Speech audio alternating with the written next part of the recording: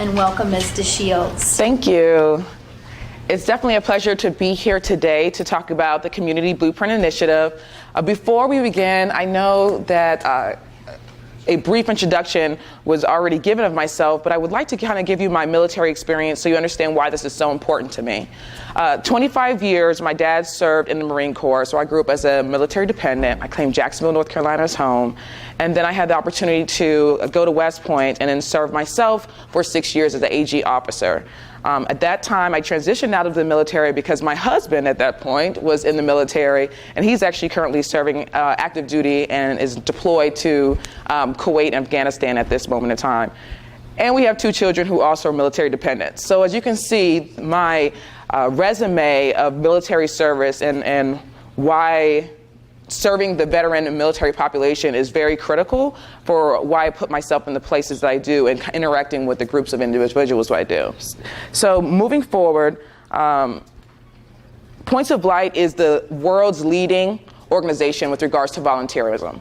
And at the inception of the Community Blueprint, there was no house for it. It was a great concept that was originated and birthed around the same time as joining forces and joining community forces. So throughout my presentation, you'll hear a lot of overlap as far as the concepts and ideals behind it. But the reason why it was embedded under the Points of Light is because of the 3 major components of the mission of Points of Light, which is to inspire, equip, and mobilize volunteers to change the world. So we hope to do that within the Community Blueprint.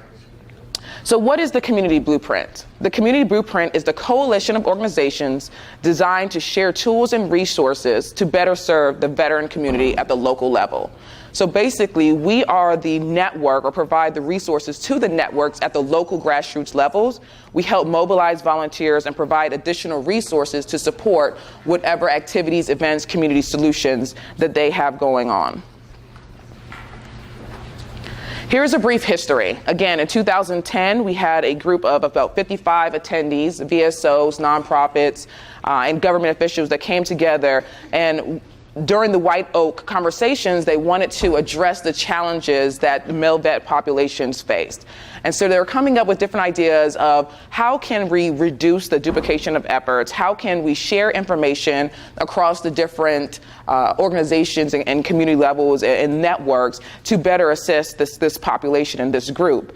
And the conclusion was that they would collectively work on developing what we call the Community Blueprint.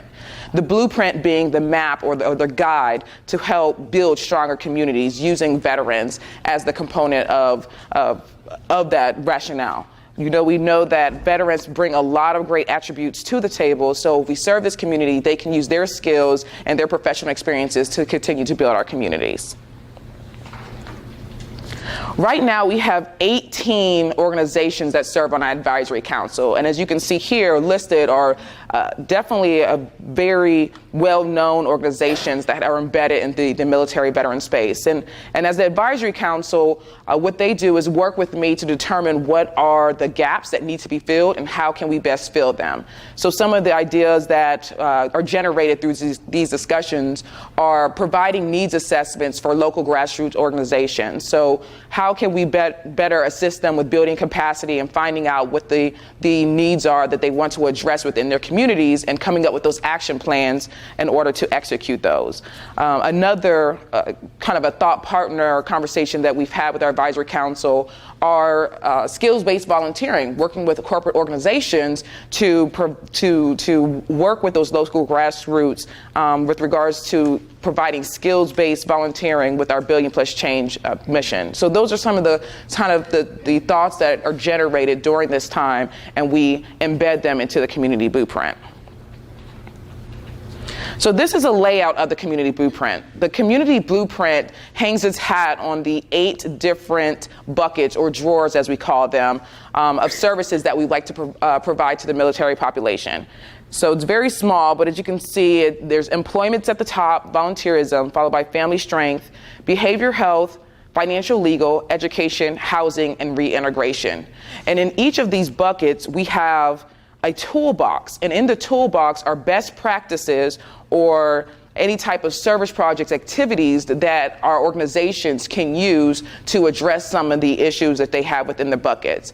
I put on your table a couple of our toolbox projects. So those are not ones that are actually taking place right now, but as a community blueprint organization or a community blueprint partner, you can go to our bucket and you can say, I'm interested in education, and then they give you kind of a snapshot of what you can do to increase education awareness for K through 12 through a media campaign, or it may be a service project or an activity. So those are a few examples of the community solutions that we provide in our toolbox. And the other part of the community blueprint is the network, which is most important and really why I'm excited to be here today. So because there's a lot of overlapping goals and intents behind the joining community forces and a community blueprint, I think it's important to understand that it's not a competition. You know, we are all working towards the same goal, and we have the networks and we have the connections on the ground with the local communities that we can help connect you with in order to facilitate some of the goals that you have for the population that we serve within your states. So why is this important? We feel at Points of Light that convening, which is the collaboration, ideas, and sharing of information, activating, which is actually mobilizing volunteers to serve, will definitely resolve a lot of the issues and challenges that veterans face, okay? And then that's kind of what we hang our hat on. So it's not just coming together and workshops and talking about it, but it's what we do next with developing the action plan and actually mobilizing and activating different organizations to do something to address the problems that came forth during that discussion. So where are we? The community blueprint right now is identified in 26 different states. We have what we call community blueprint networks and community blueprint organizations. So community blueprint networks are 3 or more organizations that work as a coalition and identify themselves as community blueprint coalitions. So when they activate in certain areas, they do it under their name of the community blueprint versus their separate organization. But we do have smaller local grassroots organizations who are more rural areas that may not have the additional support, and they may use our projects and take pictures and share their stories, but they do identify themselves as willing to look at this initiative and buy into the initiative with regards to sharing of information. So we have various programs that fall under the community blueprint, and 2 I'm going to speak about today. The first one is our Veteran Leader Corps component. So the Veteran Leader Corps program is an AmeriCorps program in which we have veterans and military families that serve for 11 months within a local grassroots organization. This is a national direct service. So right now our Veteran Leader Corps members provide direct services with regards to employment and education. This may entail conducting job fairs or assisting with mock interviews or reaching out to local businesses and having the HRs review resumes for our veterans. They're very creative and innovative, but it's that direct service that we're providing. Our goal for this year and moving forward, as you'll see in our strategy, is that we're actually going to incorporate vistas within our Veteran Leader Corps, which will help build the capacity for the organizations who want to continue to serve. In front of you are a few of the quotes that we received from a couple of our host sites and one of our Veteran Leader Corps. And basically what they're saying is that, you know, working together, coming together under one umbrella, we can have a larger impact. Illinois joining forces were one of our strongest community blueprints because they work with the VA, they work with the Guard, they work with a lot of their local grassroots organizations, they work with a lot of their schools, and they come together about 200 different organizations to put on events. I think last year alone they did 17 events to impact the veteran community. About 1,100 to 1,200 veterans served at that time. So again, working together, we understand that the impact is larger and you can affect an entire community. The other program that we have in place right now is the Theater of War. Is anybody familiar with the Theater of War? Great. Yeah, because we'll be in New Hampshire. We talked about that in January, and I can't see that far back. Pennsylvania. Okay, so I think we went there this prior year, right? Previously. Sorry, thank you. I apologize for that. How to cope with any type of post-traumatic stresses, or maybe feelings of not feeling accepted back into their community or having a difficult transition. But it's a very, very, very powerful presentation. And for those who've seen it, please share with the respective states the experience that your service members have when they go through this. And it's not just for the service members, but it's also for the community, because it's an anti-stigma campaign in which we're trying to inform the community that in many ways, since the beginning of time, people experience these stressful situations, and there's a way that as we work together and come together, we can help people get through them. So if it's if this presentation is of interest with you and you would like to find out more information, please connect with me before you leave. Right now, we have these confirmed sites for fiscal year 2015, and a few of the prospective sites are listed on the right-hand side. Now, with the prospective sites, we actually have community blueprint partners who are on the ground and who would like to lead the efforts. And what they just need from the Guard is for you to say, hey, yeah, come to our state. Usually the Guard provide the facility. We have two different performances, one in the morning for just the military personnel and one in the evening for the community. But it's a great way to engage the community of understanding some of the issues that are faced between military and veterans. So again, if you're on the prospective list and it's something that you're really interested in doing, or if you don't see your name on the prospective list and it's something that you want to know more about, please connect with me before the end of the conference. So for the community blueprint, again, I talked about our main objectives are to inspire, equip, and mobilize. And here's just a quick overview of some of my personal goals for the initiative moving forward. With the reach, 50,000, I would say for the last 2 years, we've reached about 200,000. So it's a small goal, but I'm more focused on informing others and making them aware of the community blueprint and really working to build the networks at the local grassroots level. Our strategy moving forward consists of a statewide approach, statewide blueprints. And the effort behind this is to make sure that the more rural towns and communities are not left at bay, and that they have a way to connect with some of the larger entities to receive those type of resources that they need to be more self-sufficient and efficient in what they want to do. Again, our key priorities are to increase capacity for grassroots organizations, leverage different opportunities, whether it's through corporate sponsorships or media and presence. We're working with Got Your Six right now on a Veterans Civic Health Index, which is a report that will be published in January that goes over looking at our nation. How does our nation feel about how we support our veterans, and how do our veterans feel that the nation's supporting us? Okay. And that report will come out in January. So we have a lot of different relationships that we work to build in order to provide those resources down to our state levels. And of course, mobilizing volunteers. Number one, we can't do it alone. The sea of goodwill is slowly drying up, so we need to make sure that those civilians at the local level understand the importance of giving back and reaching out there to the MilVet population and understanding what they're bringing to the table to better serve them. And what's next? So for those who are interested in learning more about the community blueprint, it's a very seamless process of having additional conversations and then basically taking that pledge to say, yes, you want to be a part of this initiative. Don't pay too much attention to this timeline outside of the fact that you would like to host a Veteran Leader Corps member or a VISTA member. We do have a group that's beginning in January of 2015. So if that's something of interest to you, we can connect offline and we can kind of talk through what that means as far as hosting a VOC. You may know an organization in your community where you feel like this will be a great fit because you really are focused on employment services, and we can work with that organization to embed a VOC into your organization. I also passed out one other flyer, which is basically a one-page document. I hope that you don't throw it in the trash as you walk out the door, but just keep it for your records. As you are building out your own plan this afternoon and working together, look at the community blueprint and look to see how we can what other potential synergies and intersection points moving forward. At this time, do I have any questions?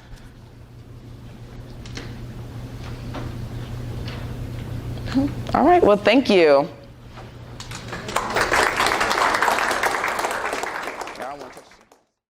Hi, thanks so much. I just wanted to come and explain to you guys that I know she mentioned it in her briefing that we're not in competition. with joining community forces, what we're trying to do is put together established programs to work together as a cohesive team. So if you utilize the community blueprint in your state, they're going to go out, do the work, find those, or help you identify those nonprofits and bring those teams together because they have an established action plan. You, as part of your JCF program, you don't necessarily have to do that yourself. It's all about relying on what's in the community, having them help you get to what you want to do by using their resources, but you do have to maintain that contact with these the community blueprints that are established, so you understand what's going on and you can be that military representative in that community. So I don't know if that helps clarify anything about their program and the JCF effort. We're not expecting everybody in National Guard to create a program like Minnesota that you had seen yesterday morning. I think Minnesota had 12 yellow ribbon people and additional grant money to go out and do that on their own, those kind of networks.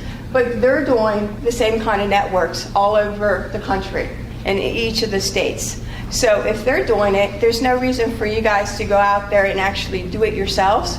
You just connect with them and get them to assist you with doing those networks. So they, do the work. You stay connected with them, and you can feed your needs through them to those communities and stay involved. And then they can help you set up those different events in the communities because that's part of their goals and their mission.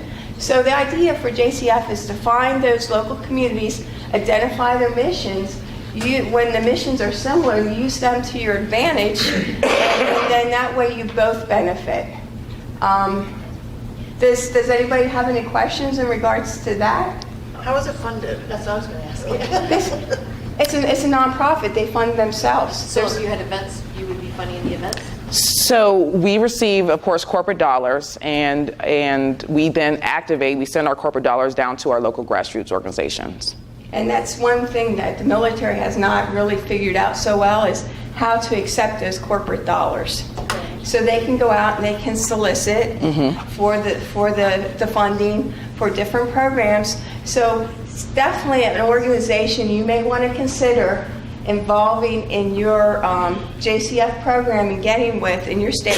If you know a high-speed nonprofit that you're working with now in a particular area, refer them maybe to Community Blueprint and have them go through and become a Community Blueprint organization. Still so they can receive those that benefits. Contact, and then they would get the corporate dollars themselves to help them fund these different events. And you can work in tandem with those events and with what that community is doing. So I'm hoping that maybe clarifies exactly why we have these different people in, briefing you throughout the days is to take pieces and bits and create your programs. I'll give you another example. So New Hampshire, right now, we do not have a community blueprint network. However, I have funds to give an organization to help promote for the Theater of War. So you guys have Theater of War coming up in January. If there's an organization that you guys already work with, have them come talk to us, have them look at what it means to be a community blueprint partner, and I can activate funds to them to do the promotion and advertising for the Theater of War performance in ways that maybe you can't do so as being in the military. So it's those type of partnerships. Who's paying for the Bristol Myers Squibb is our founder for. Is paying for the Theater of War? Bristol Myers Squibb is the major funder, but when you talk about the actual grassroots connection of getting to the community, that's why we really that's how we really leverage our community blueprint networks. So the Guard has signed up to say, yes, we'll host them. Bristol Myers Squibb is still paying the cast to come do the performance, but there's no funding out there to promote the event to make sure that the people know about it to come to it. And so that's kind of how that works. You can do through your own networks, that promotion. It typically wouldn't cost you anything as far as sending out emails, maybe putting in your newsletter that you're already doing, letting your service members and families know about it through the FRGs in your unit. So that's where the collaboration comes in. They can fund it, they have trouble marketing it, you can market to the people because you know the target audience and market to them, and that's how we all work together to achieve the same goals. Right. Our Veteran Leader Corps is very similar because even though they are a AmeriCorps asset or CNCS asset, part of the points of light responsibility is that we have to match whatever we receive in federal funds. So what we do is we have a lot of our foundations our corporate sponsors and some foundations who actually sponsor VLCs. And part of their sponsorship package is, we want to make sure that X amount of service projects take place in this location. So we send you 2 VLCs, they work for the 11 months, and during that time, they have to coordinate a service project of some type of the state caliber or community caliber, and it's funded by that corporate sponsor. So again, it's really pulling in all the resources and being very innovative and creative on how we support each other. We're all trying to do the same thing.